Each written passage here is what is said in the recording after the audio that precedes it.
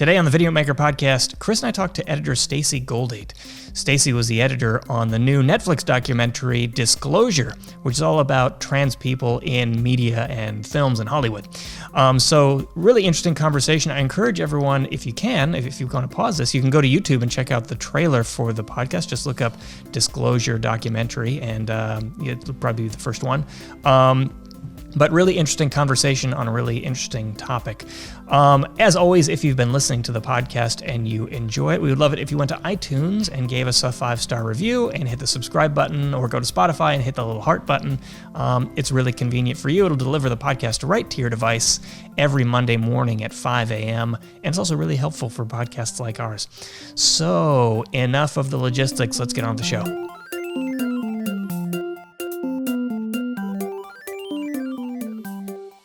Welcome to the Videomaker podcast. I'm Mike Wilhelm, and with me today is Chris Monlux.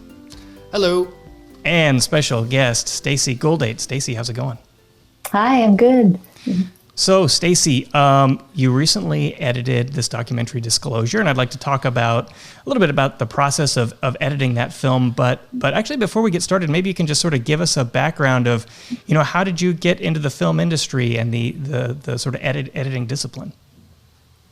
I actually started in film festivals. I was living in Nashville. I worked for one of the oldest film festivals called the Sinking Creek Film Festival, which is now the Nashville Film Festival. So I was watching a lot of films. And then I also had a radio show with my college radio station. And so I started editing audio packages where I would go around with like my Marantz recorder and go to events and things and interview people.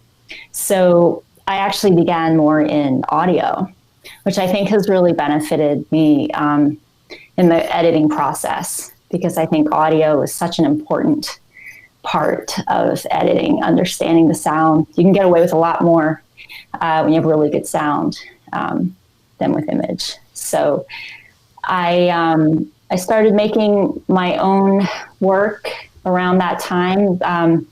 This was in like the 90s. I made a documentary about an all-ages punk rock club in Nashville called Lucy's Record Shop.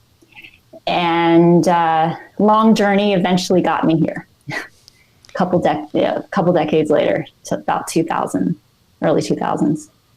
So it's kind of an unnatural leap, I would imagine. I mean, maybe you describe it otherwise, to go from audio to motion picture editing. Was that transition intentional, or did you sort of circumstantially end up that way, just happenstance? Or were you really focused on going into editing films?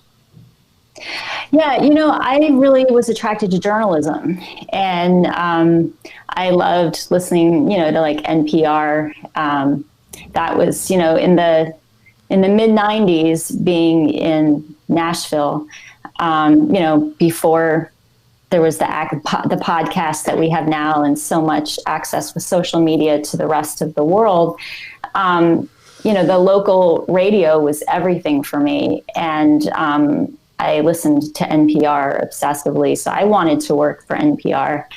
And then as I started doing my own projects, my own audio projects, I started to miss the visuals.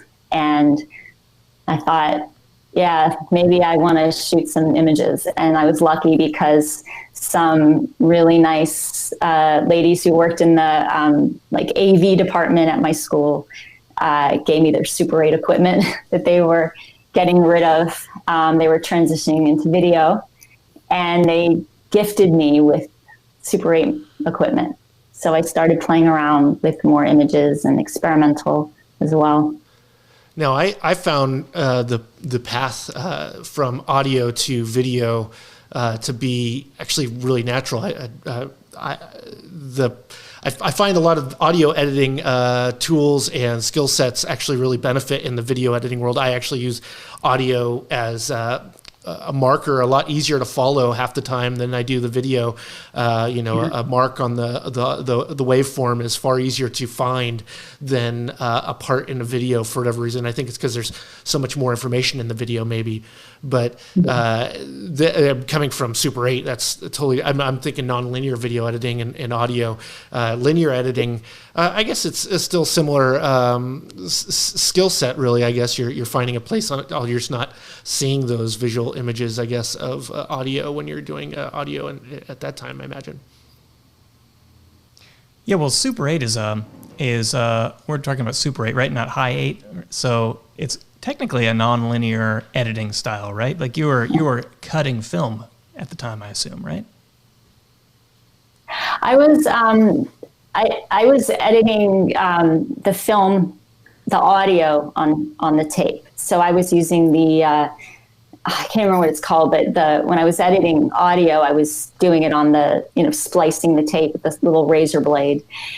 And then when I was doing Super 8, I actually would transfer it to video. I did do some splicing with Super 8 and then a little bit of 16, but I was more editing in the video. I actually had one of those. I was doing Super VHS to Super VHS, and I also learned beta to beta. So I was, I don't know if you can see my hands, but it was like, as a kid, who had grown up playing like Pac-Man and video games and, being able to use it felt like a joystick to that kind of editing, and it was very tactile.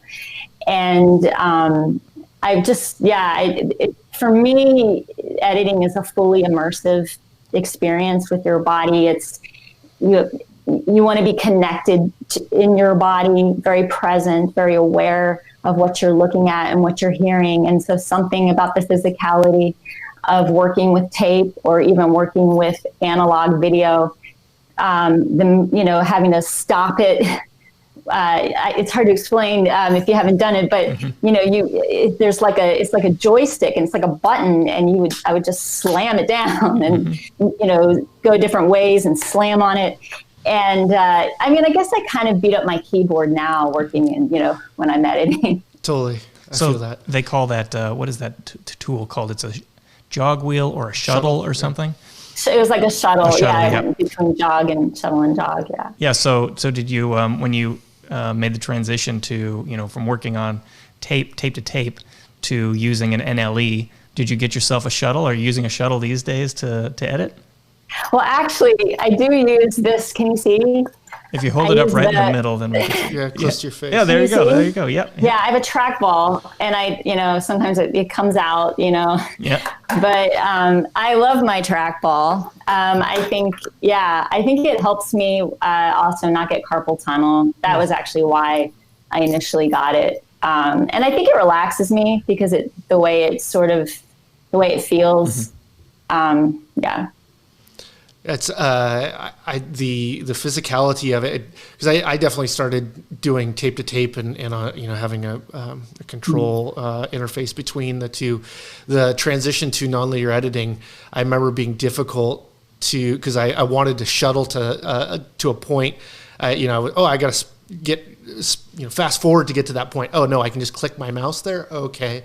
That seemed foreign at first to get that feeling. I remember having a digital shuttle for an NLE and doing that, but the muscle memory. I'm a drummer, so like the muscle memory is really totally. I tie into that. Like if you get the groove going and you're really in the Zen mode of really finding you can really connect to that physicality, which is not as much of an interface with a computer.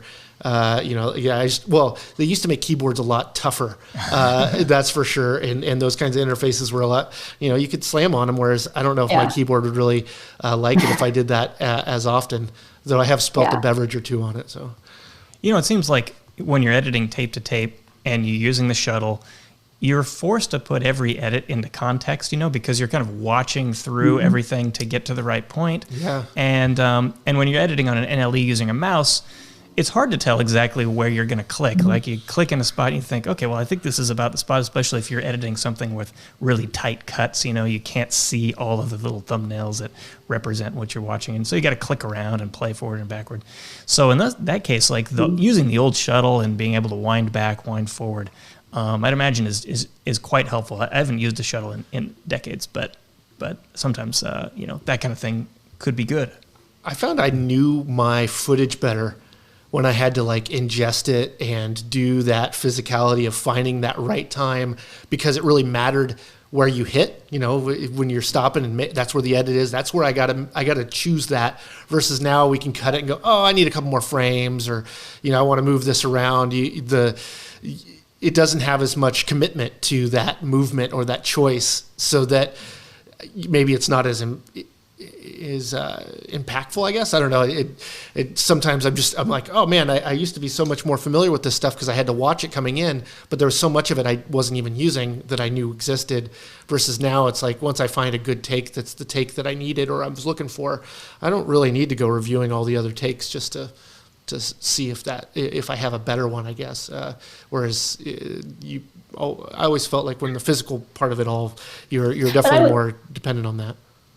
But I would say, though, on the flip side, I think that what's gained in the nonlinear editing is the visualization of, whereas I think maybe some of the tactility is lost, although we can talk about ways to gain in tactility. There's cards on the board. There's other things you can do. But I think that now being able to see the timeline and being able to assign different colors and working with markers. And I think now I read my timeline like a musical composition, like sheet music. So now it's about how you find that balance between intuition and intellect, and understanding that, there's ways to really look at your monitor and the layout of your timeline that are indicators of your pacing when you might be too close to it, the pacing. Yeah. And also, I think having a relationship with the footage, for me, is essential. And I really actually have to watch, ideally every frame, to really see. And I feel that it's easier now for me to organize. So I think there's always something, there's always positives, something lost, something gained, but we adapt, you know? Well, and we've come such a long way. I mean, sure, it's nice to touch in that kind of stuff, but like, you can fix being off by a few frames in seconds. You can, shuttle, we can do all those same tools. I remember just, hovering your mouse over a clip and being able to kind of scan through it was just a huge leap forward compared to where we were at with nonlinear editing. But we're talking like back in like Premiere 1.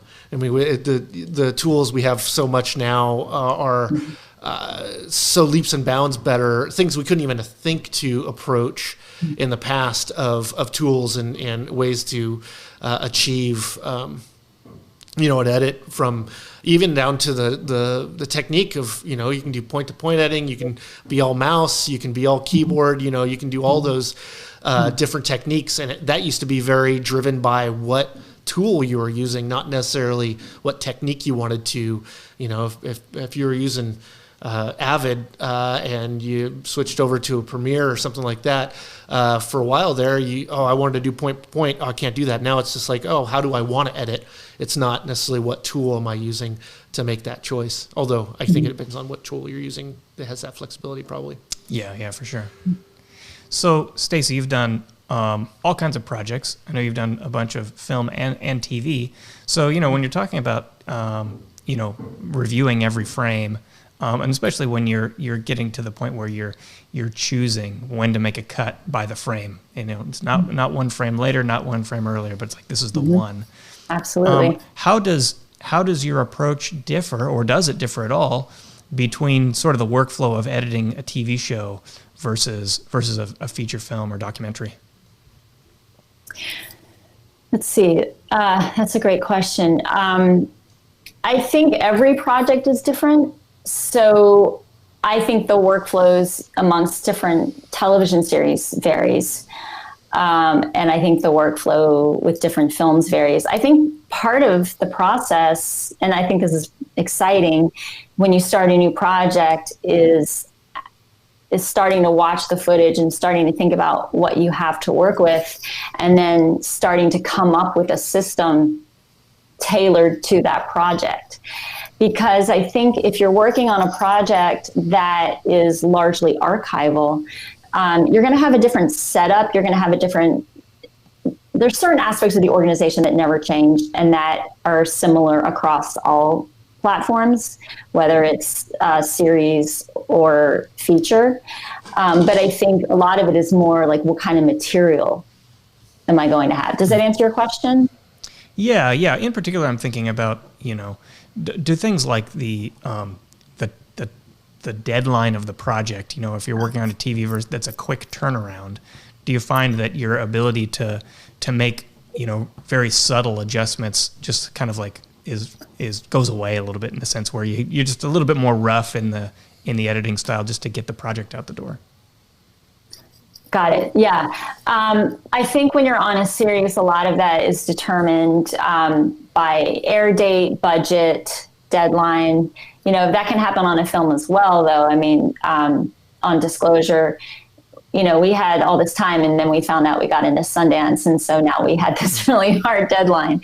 So, a lot of it is based on different factors. I think with a television series, there tends to be a larger post team.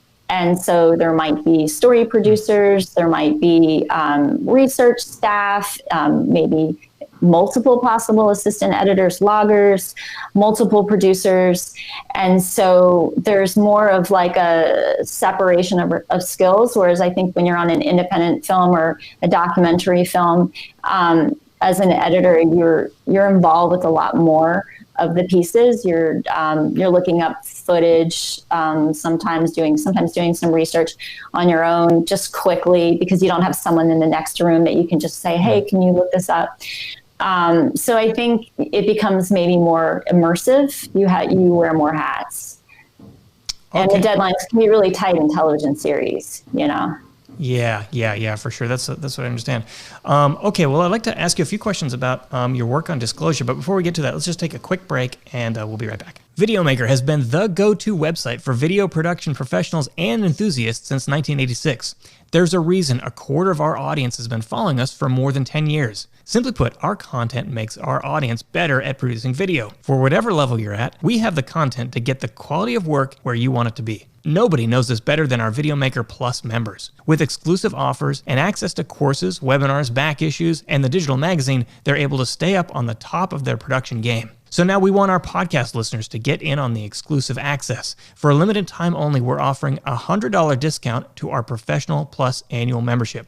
That's 42% off the normal price. To claim this exclusive deal, go to videomaker.com/2020plus.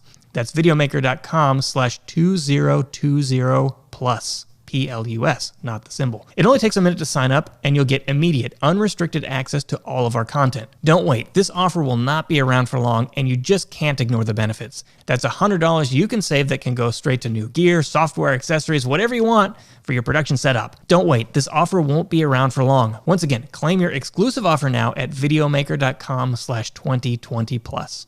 Okay, and we're back. So Stacy, you worked on this film Disclosure, which is a documentary about trans people in Hollywood. So how did you land this job? How did you come into working on this film?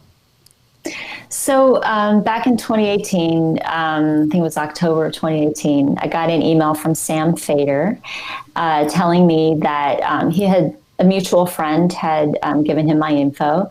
And he told me he was directing a documentary about, representation of trans and non-binary people in film and television. And I wasn't available at the time. I was on another project, but I definitely wanted to be helpful. So I said, I don't know about my availability, but I'd be happy to talk with you and see if I can recommend other editors or however I can help. And then when I met up with him, we just instantly, I think, wanted to work with each other. There was definitely a connection, a sense of trust and understanding. And I was really floored by his research that he had done, his scholarship, how he was bringing in the history of film and history of trans representation and films, the craft of filmmaking and theory. And I mean, there were so many intersections of racism and transphobia. There were so many intersections, the way he was thinking about this project. That conversation, I remember thinking, if this film is as interesting as this conversation, he's got one heck of a film on his hands. And so I was bummed that I wasn't available, but we stayed in touch. I recommended editors. I took a look at some of his fundraising pods, gave some feedback. And then it just so happened, just serendipity, this job that I was on, I was editing and producing a film, decided to regroup and sort of change direction. And so I ended up with this window all of a sudden of 10 months. Went on a hiatus with the other film. The other film was really supportive of me working on this film. And my assistant editor came along with me.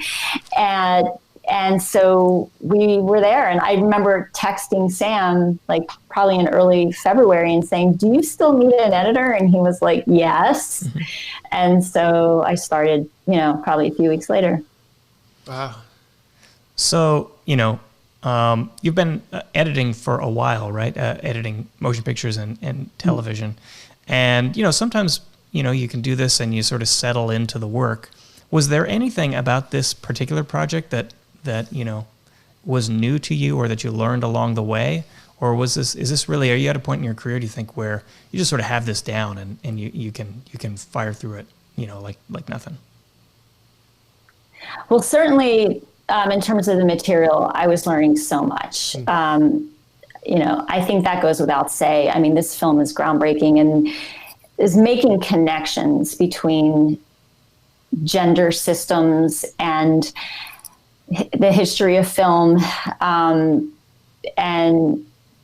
think it's the film itself. I obviously was learning a lot.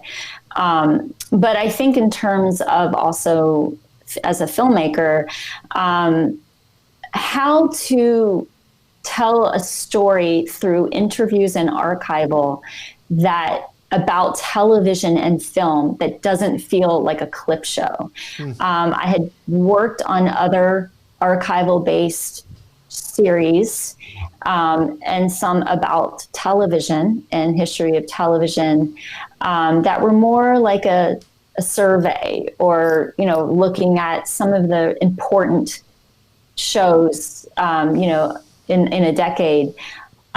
This was how to really tell a story and have an arc through the archival and the interviews. That was really a big part of our process, and a fun part. It was really fun to think about it. What's our spine? What is the through line? And so many choices. It was endless how many choices we had in terms of clips. So when you're talking about sort of telling the story with this archival footage, the film also relies heavily on interviews. That's right. And so when you're telling these stories and trying to avoid the typical presentation style that you referred to, how does that manifest in the editing process? Is that you're weaving more archival footage into interviews than you normally would, or relying less on narration? Like what does that look like technically? Well, I think it certainly begins with the interviews. I think I guess there might have been two ways to approach this. You might have looked at the films and the television shows that you had to hit on, and then look for those interviews that reflect, that commented on those shows and films. I guess that could have been one way to do it, but that's not how we wanted to do it. Sam told me from the very beginning that this very important statistic that, according to a study from GLAAD, 80% of Americans say that they have never met a person who is trans. And so if the way that 80% of Americans are learning what it means to be trans and learning what it means to be non-binary, it's through television, it's through shows, so and through films. And so if that's the case, then this film should be grounded in the stories of people who are trans and non-binary, who were growing up and learning who they were through representation.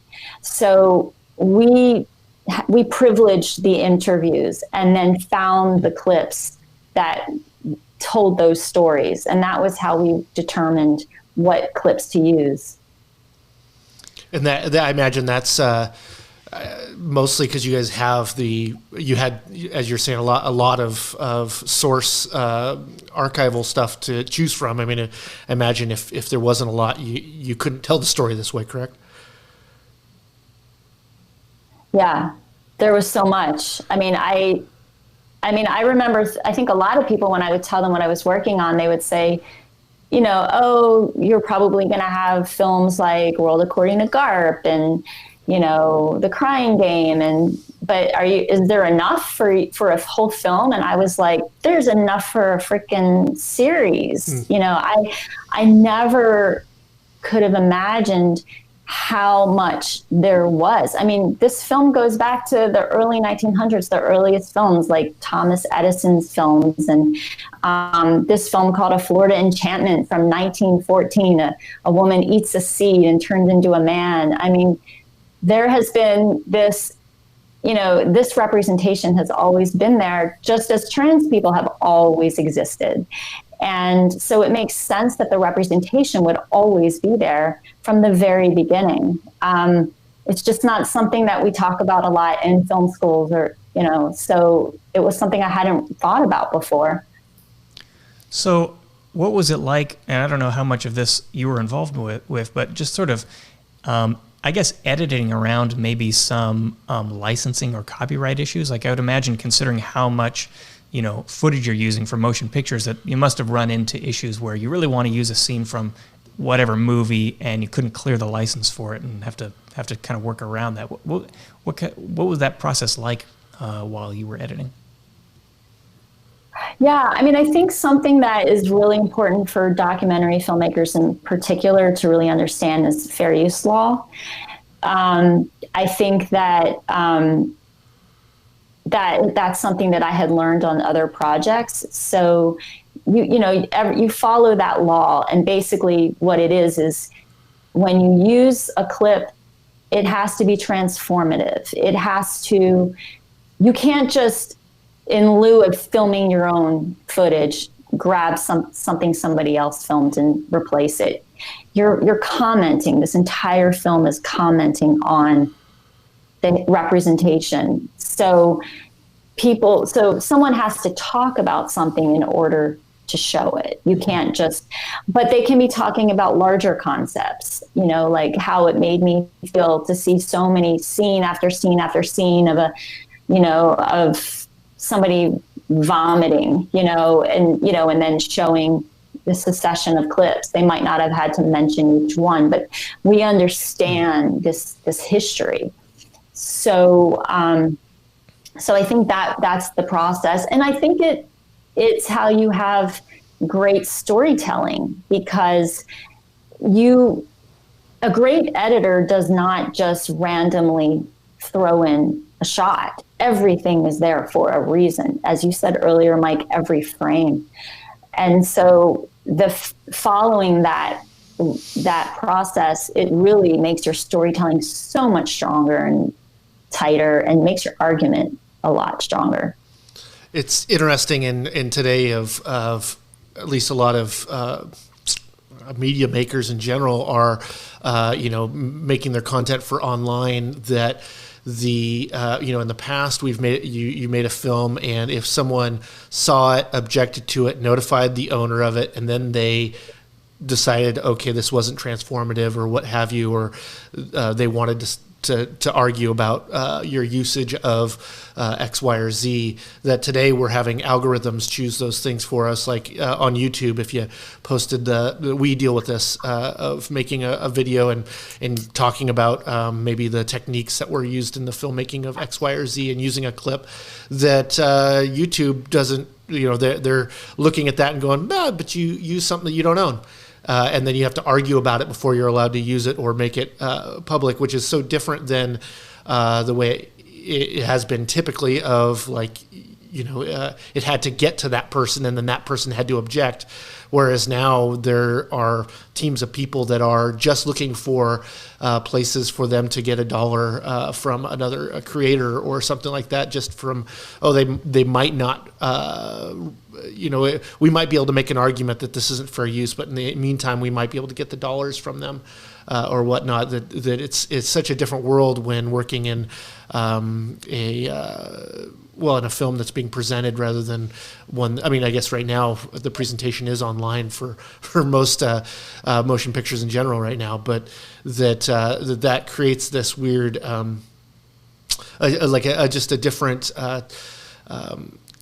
process that people have to think about before using something that is, somebody else's first. Not saying, I think that using it transformatively should always be allowed, but that now those are being checked even before someone objects, if that makes sense. It's hopefully can empower filmmakers out there to go no and make the argument, because hopefully they were deliberate about the way they were using it and using it in a way that was intended to be transformative. I can't imagine you used anything in your film that you weren't trying to teach the behind the stories or the hidden message in those things. They wouldn't really be terribly valuable probably without that background. Is that right? Yeah, I mean, it's a very high standard, and everything has to go through a rigorous process with your attorney. You really have to be very mindful of how you're using footage, and ultimately, this is an educational purpose. Totally. Yeah. You got to be above reproach and really be ready with the ammunition to argue your point. And hopefully you have that, I think, just in the creation of a film and a storyline. I imagine, like I said, if you don't have a purpose for showing something, it's not going to be a very easy argument for you to make that you got to use it or use it legally. Though, I think the rest of the world is content creators are running into the things that at least Hollywood has dealt with for a long time, which is the legalese of it. Like, you can't have Hollywood without a lawyer. And so it makes good sense that if you're doing something on a larger scale, that you're probably already covered your butt and have an answer for it, than just the idea of making content, which of course a lot of YouTube is, which is just reactionary content to people and trying to say it's transformative, just to be able to use it. But yeah. So Stacy, I'd like to just sort of dive in maybe to the technical side of things. Can you describe to us sort of your high level overview of what your editing workflow is like? I mean, I know you're editing and you edited this in Premiere, right? But were you had your assistant editor? What was the workflow like? Yeah. So Sam had been, Sam Fader, the film's director, had been amassing archival for a while before he hired me. So he had a document with hundreds of titles, and so a lot of it sort of began there with like a Google document. Yeah. And he brought in a number of clips in the beginning that he was working with when he was working through the film and putting together some fundraising reels.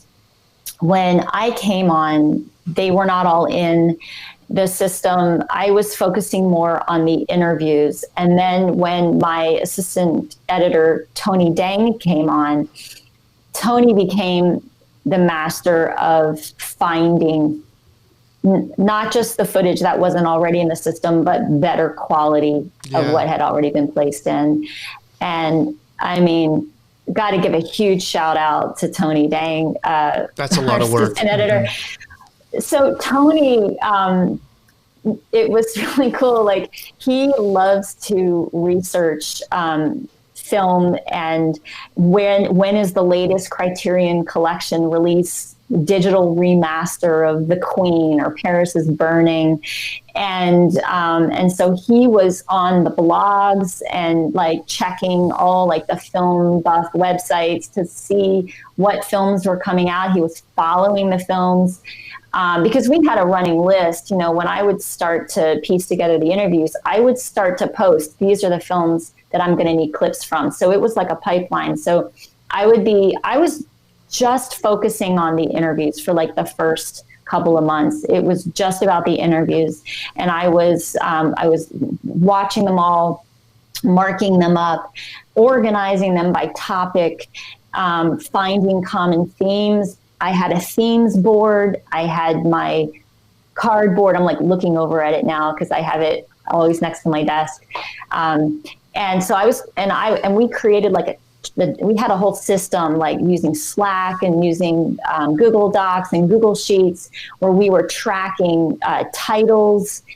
And so Tony was always he always was like 5 steps ahead of me. So he would be looking for things. He would first check Sam's. I mean, there's a whole process. He would check Sam's work to see what Sam had brought in, and you know, all this was happening so that there would be no delay. So that right when I was ready to start working with the footage, it was already in the system. It was waiting for me. It was ready to go. And yeah, it was great. I mean, just the flow of sharing material, and we were working remotely even though this was before COVID, because we were all working out of our homes. So we were using, you know, Dropbox and what have you the whole time. And it was great. I never had to wait for things. So yeah, it's just all about communication and checklists. As an editor, and thinking ahead. Yeah. As an editor, I adore that. I love, you know, if you're making your story and I get into it, you know, I always love to lean in while I'm editing and really, it's amazing when you get to a point where you're like, okay, I have this scene and I just need this thing, and it's painful to go, now I get to go look for it. And then now I found it, but now I need a quality version of it so that it actually represents well or fits the rest of the stuff I'm making, or I have to figure out a way to present this so that it doesn't look so bad because all I have is, you know, a certain quality or what have you. And it's just nice to, as an editor, to just have that at your fingertips right when you need it so that you can just keep on moving and keep on telling that story and still keep digging in. I know that that's just, it's a headache and also like a pure joy when you have it. Like when you get to that, like, oh, I have this scene. If I just had, oh, there it is, I have it. And then just being able to make the whole thing complete is a pretty fantastic thing. You know, the story of the film, I think, is pretty. It's an important story, right? This isn't something that we, you know, it reminds me of maybe 10 years ago or more of people being openly gay in life, let alone in their professional world or whatnot, that people aren't openly going, I'm trans, because of the repercussions or what have you come from it. What kind of, I imagine there's some neat stories that you got to unearth amongst all this. Is there anything that I don't know? I like to inspire people to watch the films, and usually sometimes a little story might be a good bite in there. Is there a good example of an experience or a situation that is presented in the film that would I don't know inspire someone to watch it? Yeah. Sorry if I'm glad you asked that. There's a there's been so many responses to this film. It's unbelievable, like incredible, how this film has been seen by so many people, and so many people who are cisgender, and cisgender meaning the gender that you were assigned at birth. Like on my birth certificate, it said baby girl, and I'm cisgender because I still, I'm a girl. I'm comfortable with. And as a girl, that's what I call myself, and that's who I am.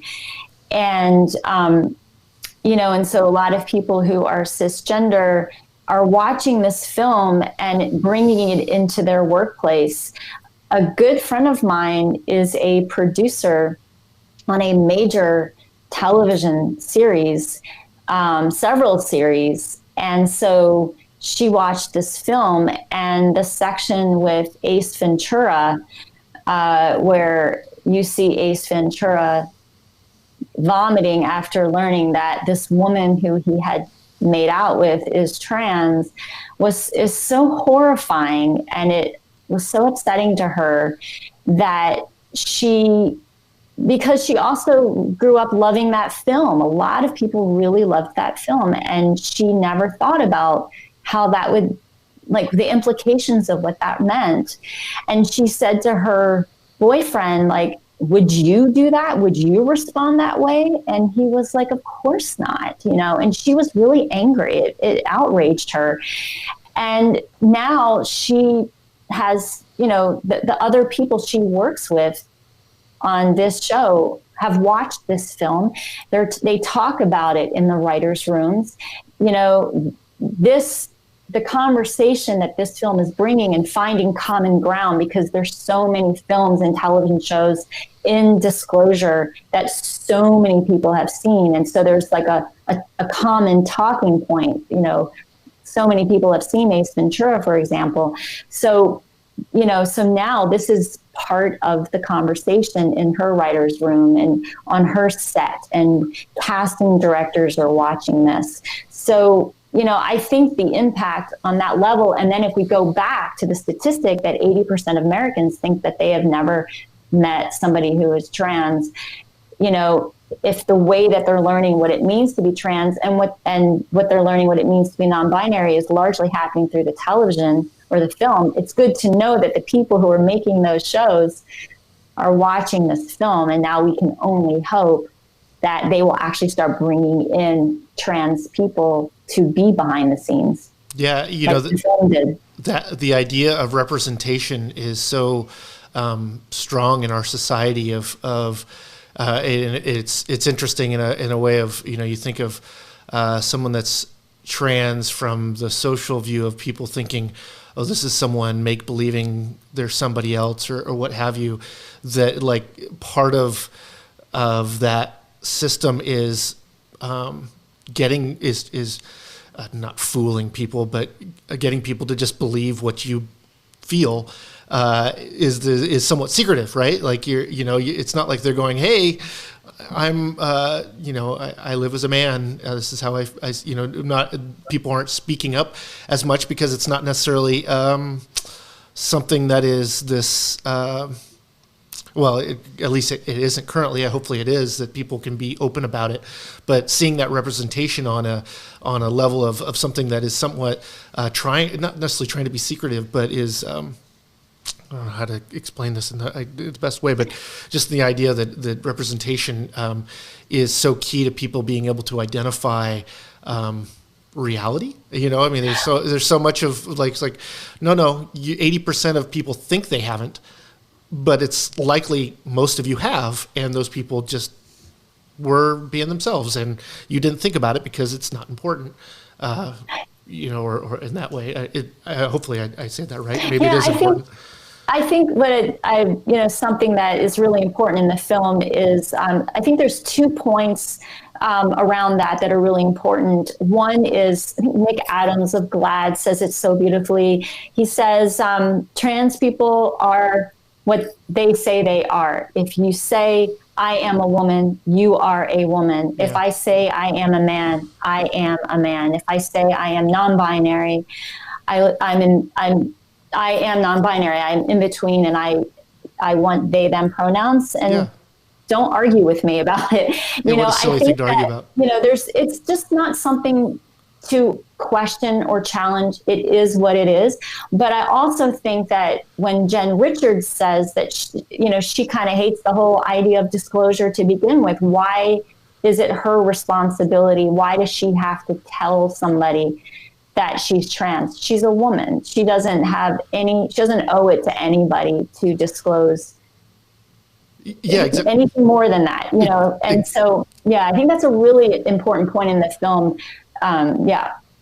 It's totally the I have to point out that I'm here, but I don't want attention. It's just no one else has to prove themselves that way. I don't have to prove that I'm a man on a daily basis, although I probably try to do that for whatever social or societal desires I have. But that it's unfortunate, but it's a hard fight to make aware. So I'm glad you're doing that. I'm glad that the film's doing that, because that conversation is really how those conversations should happen, instead of you're not a man, you're not a woman. That's a silly argument to have. But the conversation of how we treat those people and people's willingness and ability to be themselves is, I'd say, far more important than your understanding or your ability to accept it, because it's really not important. So we're just about at time, but I want to just squeeze in one last question. I want to put you on the spot a little bit, Stacy. And if I'm going to ask you this question, if you don't have an answer or you can't think of one, that's okay. We'll cut this part out. But we haven't cut one. I always say that every time. We haven't cut one out yet. But I just want to know, for all of our listeners or viewers who are editors or who want to be editors, what is one secret that you could give to them that would help them be better editors just generally? And this could be a technical answer, or it could be theoretical. It's up to you. I think the most important thing is to really embrace the footage, and to really know that the answers are in the footage. Develop a relationship with the footage. When you get stuck, look to the footage. The footage will tell you what to do. All your preconceived notions of what the film was supposed to be, it's one thing to talk about it, but it's another thing if it's just not there. And be open-minded when looking at the footage. You don't know what you'll find. There's secrets in there, there's surprises in there, and there's wisdom in that footage. So that's my biggest advice creatively. And then professionally would be find a mentor. And if you're in a position to be a mentor, be a mentor. So this idea of looking to the footage, you would advise that same bit of advice for both documentary and narrative work? Absolutely. Mm-hmm. Absolutely. Right. It's interesting. We talked to some other editors, and they I think the sentiment from, who was it that we talked to? He was talking about, I get the script from the and then I throw it away as soon as I understand it, and then I make the story as it exists in the footage, and to make that the strongest thing. Like, I get the gist of what we're trying to get to, but let's let the painting paint itself in that way, I guess. It's an interesting way to think about it, because I know many times where I've had a time where I'm editing something, and whatever we're trying to achieve just isn't there, but something greater is, and then having to mount that to going, okay, hey, this isn't quite what we were talking about doing, but this thing here is way better, and then hopefully being able to convince that change, if you're not just allotted it by your position, but that it's always fun when you go, oh, that thing we were making, it can be better than, it was great. And it's even, it can even go another step greater because I see this thing in it, and our ability to decipher the story as editors is probably the key to a good edit, I imagine, is being able to find that story and get the essence of it, so that you're not dissuaded by other things that we thought were important to the story that end up not being. All right, so maybe let's call it there. So Stacy, thanks so much for joining us today. It was a really good conversation. Thank you very much. All right, thanks everyone for tuning in. We'll catch y'all next time. Big thanks to Stacy Goldate for joining us. Again, you can check out the trailer for the film Disclosure on YouTube.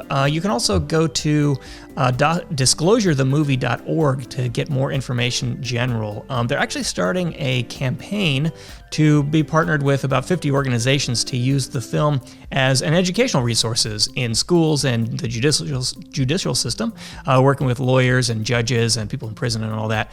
So check that out, disclosurethemovie.org. So for Chris Monlux and everyone here at Videomaker, I'm Mike Wilhelm, and you've been listening to the Videomaker podcast. We'll catch you next time.